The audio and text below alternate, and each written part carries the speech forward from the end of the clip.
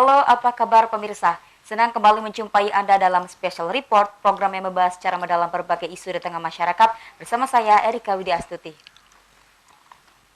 Pemirsa, salah satu sektor yang paling terpukul akibat pandemi COVID-19 ini adalah sektor pariwisata. Hal tersebut juga ikut dirasakan oleh dunia pariwisata Lampung. Lalu, bagaimana ke depannya? Pemirsa, berikut Special Report COVID-19 dan masa depan pariwisata Lampung.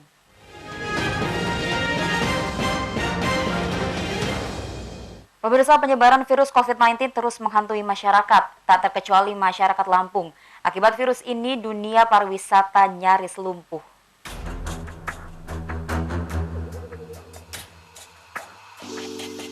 Pemirsa, hampir 1 tahun virus corona menjadi momok yang menakutkan bagi masyarakat. Angka warga yang dinyatakan positif terpapar COVID-19 juga terus bertambah. Selain berdampak pada kesehatan masyarakat, COVID-19 juga sangat berdampak pada sektor pariwisata. Secara nasional selama masa pandemi COVID-19 ini, industri pariwisata, hotel, dan restoran menderita kerugian lebih dari 100 triliun hingga awal November.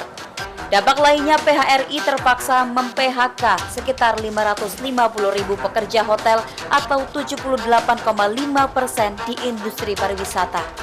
Meski belakangan okupansi hotel mulai merangkak naik, namun itu tidak bisa menambal kerugian karena kuota yang boleh dioperasikan hanya sekitar 50%.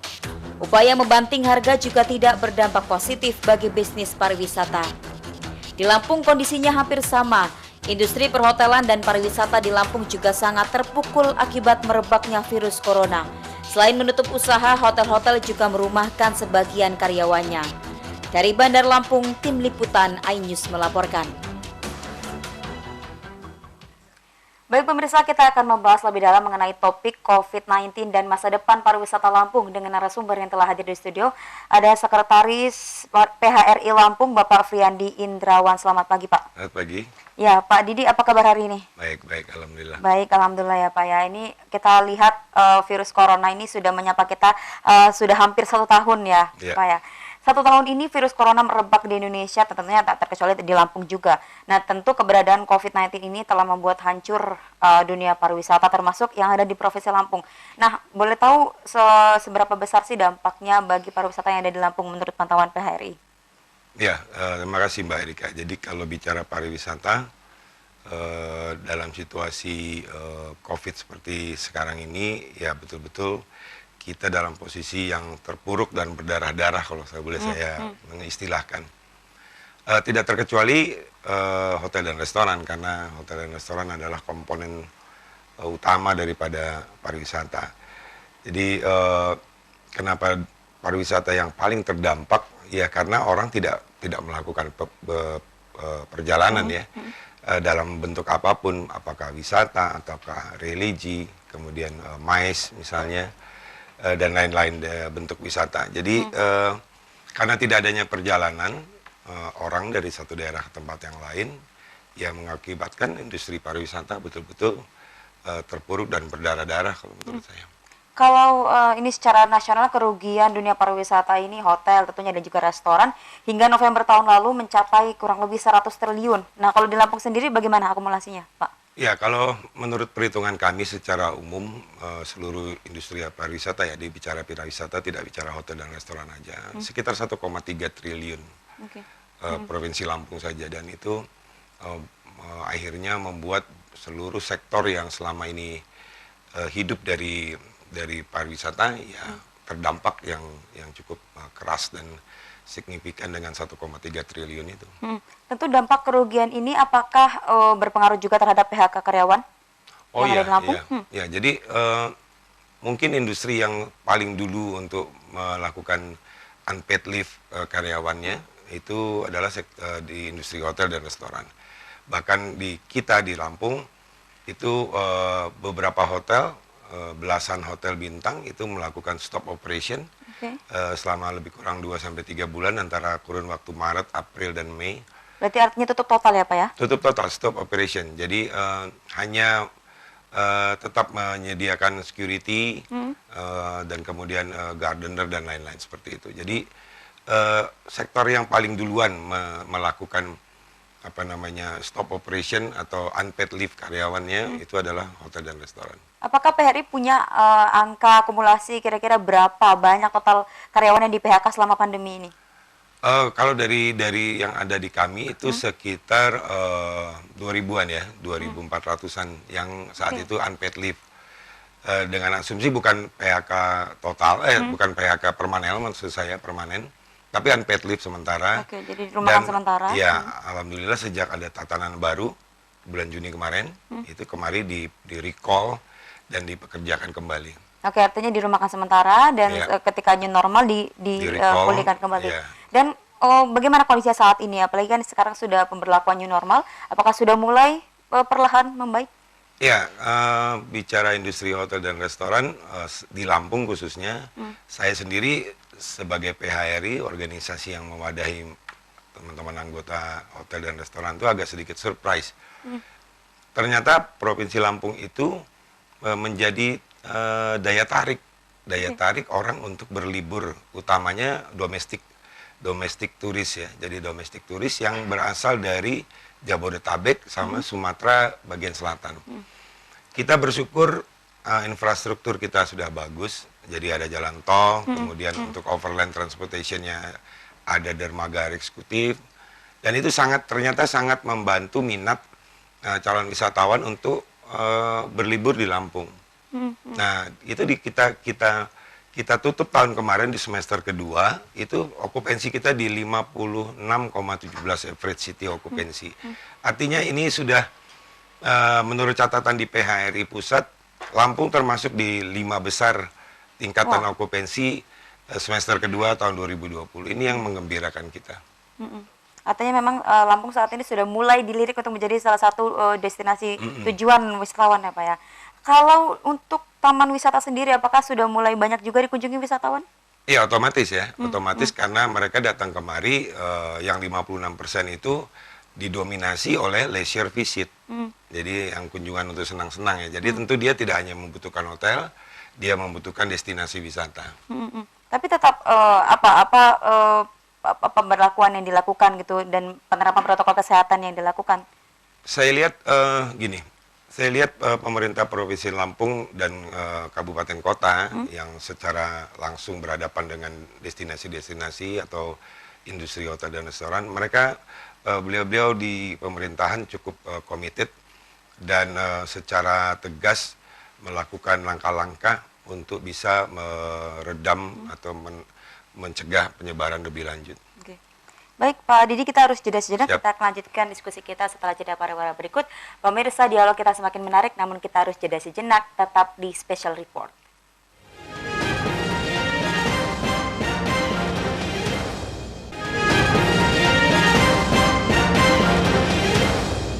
Pemirsa, terima kasih Anda masih di Special Report. Kita akan lanjutkan pembahasan kita. Pak Didi, tadi sempat kita membahas tentang penerapan protokol kesehatan di era new normal, tentunya di dunia pariwisata. Nah, ini kan semacam kita membahas ada sedikit pembatasan-pembatasan yang harus dilakukan oleh pengunjung ataupun wisatawan.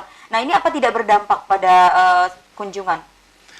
Ya, jadi kalau tentang aturan pembatasan gerakan orang dari satu daerah ke tempat yang lain, khususnya yang akan masuk ke Provinsi Lampung, tentu itu pasti ada dampaknya. Tetapi sekali lagi bahwa kita di industri pariwisata ini komited juga untuk bisa membantu langkah-langkah pemerintah dalam hal mencegah penyebaran yang lebih meningkat lagi. Namun yang kami inginkan itu adalah dialog atau diskusi yang terus-menerus, komunikasi yang intens antara pemerintah dan seluruh stakeholder, sehingga langkah-langkah itu lebih dulu bisa kita ketahui apa rencana-rencana pemerintah dalam misalnya penerapan batasan-batasan itu kita jauh lebih cepat mengetahui, sehingga kita sendiri sudah bersiap menjual produk kita dengan batasan-batasan itu. Yang terjadi sekarang adalah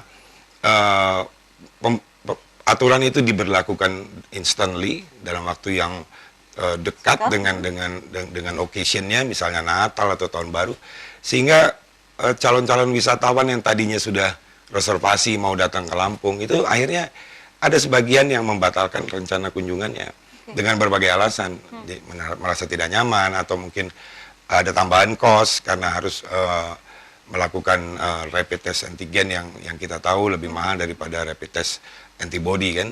Bahkan sebagian daerah kayak Bali harus swab test PCR. Nah itu saya pikir ke depan pemerintah lebih intens berkomunikasi dengan seluruh stakeholder dan memberikan gambaran atau term of schedule atau term of condition apa yang akan dilakukan langkah-langkah oleh pemerintah sehingga kami tahu.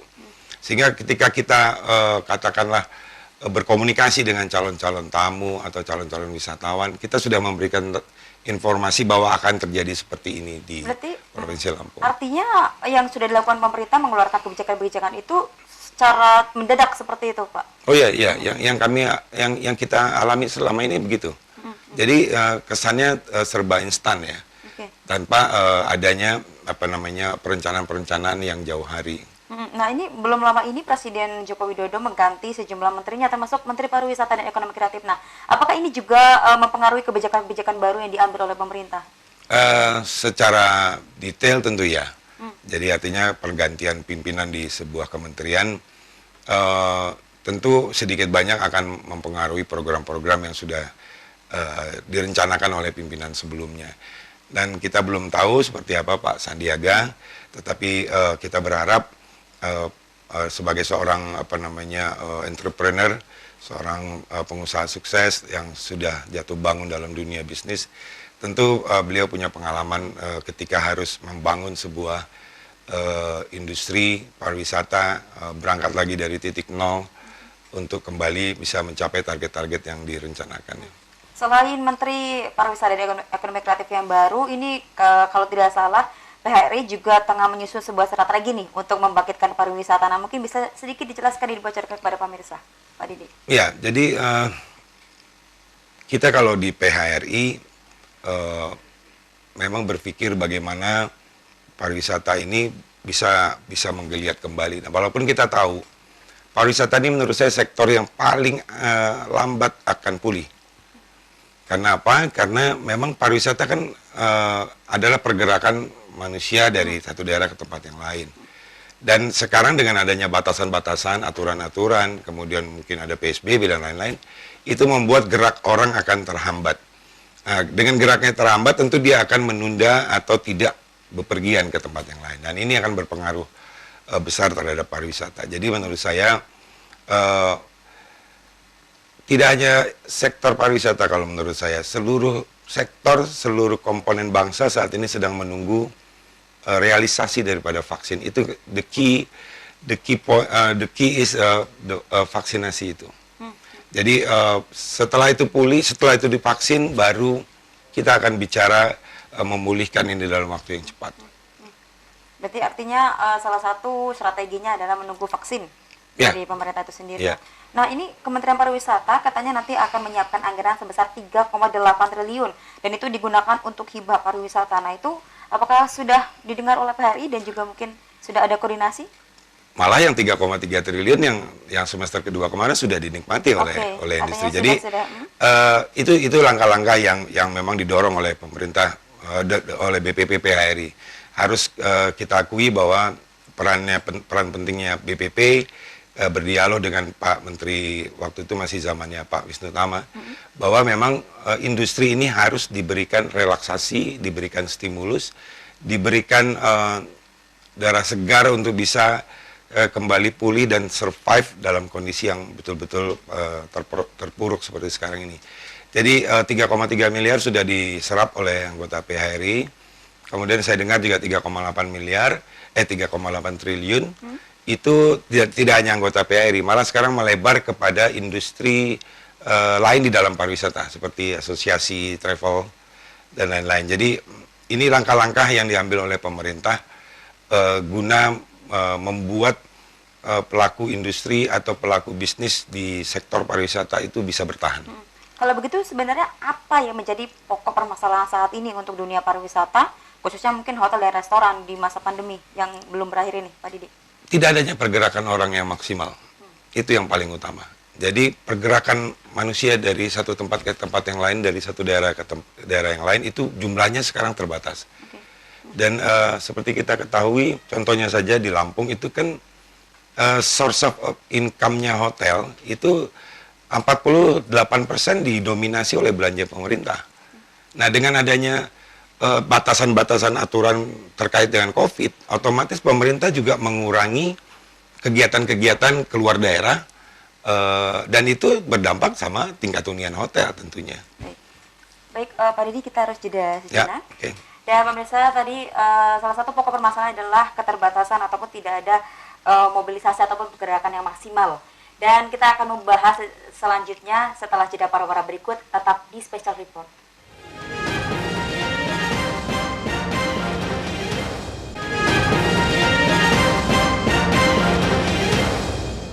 Pemirsa, Anda kembali menyaksikan Special Report dan tanpa rasa kita sudah ada di segmen terakhirnya, pemirsa.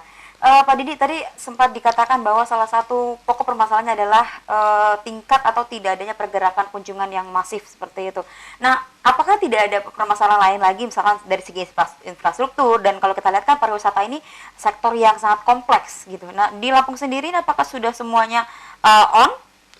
Ya, kalau bicara infrastruktur yang di dalam Provinsi Lampung tentu ada beberapa destinasi yang infrastruktur menuju ke sananya juga sedang dalam proses ditingkatkan dan lain-lain. Tetapi yang paling pokok menurut saya tidak hanya internal provinsi, infrastruktur yang ada di dalam Provinsi Lampung. Tadi bagaimana orang mencapai Lampung. Nah, ini yang menggembirakan kita, seperti saya katakan di awal tadi bahwa jalan tol itu kan sudah ada. Sehingga itu menjadikan minat yang luar biasa dari turis atau domestik yang berasal dari Sumatera bagian selatan. Begitu juga sekarang sudah ada dermaga ekspres, overland transportation jadi bagus, jadi cepat. Nah, itu juga merupakan ketertarikan dari Jabodetabek. Jadi saya pikir infrastruktur terus harus dibenahi, utamanya yang menuju destinasi yang ada di Provinsi Lampung. Tetapi saya lihat secara umum infrastruktur jalan sudah cukup baik, saya pikir. Lalu apa yang akan menjadi semacam strategi ataupun langkah-langkah berupa sinergi gitu antara PHRI, pemerintah dan juga stakeholder ya tentunya di bidang pariwisata ini untuk dapat menyambut nih tahun 2021 untuk membangkitkan kembali sektor pariwisata di Lampung? Yang paling pokok menurut saya adalah kesuksesan pemerintah dan seluruh komponen yang ada di Provinsi Lampung mengatasi COVID. Itu yang paling utama. Kalau kita sudah berhasil dan sukses, kemudian yang tidak kalah penting juga kita harus rebranding pariwisata Lampung. Kita harus rebranding, betul-betul sediakan dana promosi, itu dilakukan oleh seluruh stakeholder dan juga pemerintah melalui dinas-dinas. Ini kenapa? Karena kita ingin menyampaikan kepada calon-calon wisatawan bahwa Lampung sekarang sudah sukses mengatasi COVID, Lampung sekarang dalam posisi seperti ini, Lampung sudah siap untuk menerima kembali kunjungan-kunjungan wisatawan. Dan menurut saya perlu difikirkan oleh teman-teman di legislator bahwa dalam menentukan anggaran tentu menyikapi soal pariwisata harus menyediakan dana promosi yang ditambah dari yang sudah-sudah, karena saya pikir rebranding itu harus dilakukan. Berarti artinya selama ini Lampung rebranding dalam hal pariwisatanya kurang? Kita promotion ya. Jadi ini promotion selama ini bagus, cukup bagus. Kemudian kita dihantam dengan kondisi ini. Kalau kita sukses mengatasi masalah COVID ini, nah kita tentu harus rebranding lagi, harus repromotion lagi dengan menjual bahwa Lampung dalam posisi safe. Lampung dalam posisi safety untuk didatengin. Tapi kalau dari seperti tadi kita lihat kebijakan-kebijakan yang diambil gitu, apakah itu sudah membuat wisatawan ini mempunyai trust terhadap Lampung bahwa Lampung ini safe? Kalau kita lihat rilis daripada kementerian maksud saya gugus tugas, baik itu di tingkat nasional maupun di provinsi, overall Lampung kan masih bisa cukup bertahan untuk mempertahankan status zona yang ada saat ini. Jadi kita tidak terlalu buruk kalau menurut saya dibandingkan dengan provinsi lain ya. Jadi Lampung menurut saya termasuk provinsi yang mampu bertahan dalam kondisi di ambang batas, yaitu orange zona, dan itu menurut saya satu keberhasilan yang dicapai oleh pemerintah dan seluruh komponen masyarakat. Ini yang penting, karena tanpa keberhasilan kita mengatasi COVID, semua akan terpuruk kalau menurut saya. Strategi apapun tidak akan bisa dilaksanakan karena betul-betul semua aspek kehidupan kita porak-poranda dengan adanya COVID ini. Baik, terakhir Pak Didi, ini vaksin kan sudah mulai akan diberlakukan untuk vaksinasi kepada seluruh masyarakat. Nah, apakah ini juga menjadi salah satu solusi bagi bangkitnya dunia pariwisata? Ya, jadi kalau saya ditanyakan proyeksi pariwisata terkait dengan vaksin tadi, ya itu salah satu sekarang solusi yang akan efektif dalam memerangi COVID ini adalah vaksinasi untuk seluruh rakyat. Kenapa demikian? Kalau rakyatnya sudah kebal, otomatis kan COVID ini punya juga jangka waktu yang tidak lama juga ya, yang 14 hari. Dia akan punah dengan sendirinya dan sendi-sendi kehidupan kita akan kembali normal. Cuman permasalahannya seberapa cepat pemerintah menyediakan vaksin itu. Kalau kita lihat dari pemberitaan yang ada, sekarang baru sekitar 1,2 yang sudah dirilis, Lampung kebagian berapa. Dan dengan keterbatasan jumlah vaksin yang bisa kita dapat dalam waktu cepat, itu yang membuat saya agak pesimis di 2021 ini, khususnya di semester 1 bahwa pariwisata ini akan pulih. Saya kok rada pesimis gitu ya. Kenapa? Ya itu karena vaksinnya tuh belum akan bisa kita nikmati. Nah, selain vaksin tentu juga pola-pola kehidupan masyarakat. Saya menyoroti juga tentang hal ini. Jadi saya masih melihat kok ada sebagian masyarakat kita yang masih cuek ya, masih mengabaikan 3M plus 1T. Jadi itu juga menurut saya membuat kita miris dan situasi. Kok seperti tidak ada rasa sense of-nya ya dalam hal bagaimana kita bersama-sama mengatasi permasalahan ini. Oke. Pak Didi, closing statement. Jadi seberapa optimis untuk tahun 2021 pariwisata Lampung akan bangkit? Ya, kalau saya berpikir pariwisata Lampung itu akan mulai bangkit itu di semester kedua 2021 ini. Sejalan dengan katanya Maret nanti secara massal vaksinasi ini akan diberikan. Jumlahnya juga akan bertambah terus dan itu akan membuat saya pikir aspek-aspek kehidupan kita akan kembali pulih. Baik, ya kita berharap yang terbaik untuk dunia pariwisata Lampung. Pak Didi, terima kasih banyak sudah ada di studio iNews dan berbicara dengan kita. Sukses terus untuk PRI. Pemirsa, stigma negatif bahwa penambahan kasus positif COVID-19 di sebuah daerah bisa berimbas pada sektor pariwisata. Untuk membangkitkan dunia pariwisata di Lampung tentu membutuhkan dukungan semua pihak, menerapkan protokol kesehatan, melakukan 3M, memakai masker, mencuci tangan, dan menjaga jarak.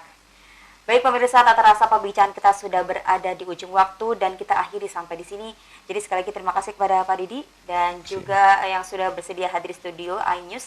Saya Erika Widiasuti mewakili kru yang bertugas pamit undur diri. Jangan lupa terus ikuti special report hanya di iNews Lampung. Sampai jumpa.